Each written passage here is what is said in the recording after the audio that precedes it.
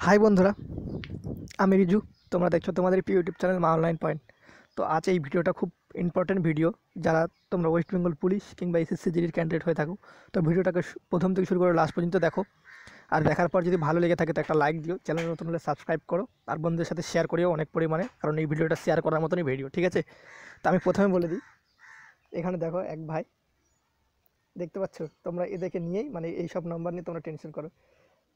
High ভাই, SC 47+ মেরিটে হবে কি?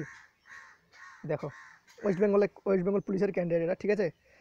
তো এখানে দেখতে পাচ্ছ আমি SC 45.75। দেখো ওখানেই বলছে আমার ফ্রেন্ডের 40, 39, 50, এবার কলকাতা ডিস্ট্রিক্ট। তো এই ছেলেটা কীভাবে মিথ্যা কথা বলছে, তো তোমরা সেটা দেখতেই পাচ্ছ খেয়াল করে। তো মানে এরকমই অনেক ছেলে আছে, আবাল ছেলেপেলে থাকেই, যেগুলো এসএসসি জিডি আর ওয়েস্ট বেঙ্গল পুলিশে যারা ফাইনাল মিনিটে অপেক্ষা করছো মানে পাস করার জন্য, ইন্টারভিউর জন্য, তাদেরকে সব তোমাদের লক্ষ্যটাকে ভ্রষ্ট করার জন্য এরকম ছেলেপেলে অনেক থাকে, বুঝতে পারলা? তো তোমরা একটা কাজ করো, তো যেটা নম্বর আছে তোমাদের সেটা নিয়ে খুশি থাকো। তো এখানে একটা দেখো কথা লেখা আছে, গ্রুপে অনেকজন অনেক নম্বর লিখে কমেন্ট করে, এতে কেউ হতাশ হয়ে পড়ো না। অনেকেই ভুল করে কাউন্ট করে এবং অনেকেই ইচ্ছা করে বেশি করে নম্বর কমেন্ট করে। তাই নিজের নাম্বার নিয়ে নিজে খুশি থাকো, বাকিটা রেজাল্টের অপেক্ষায়।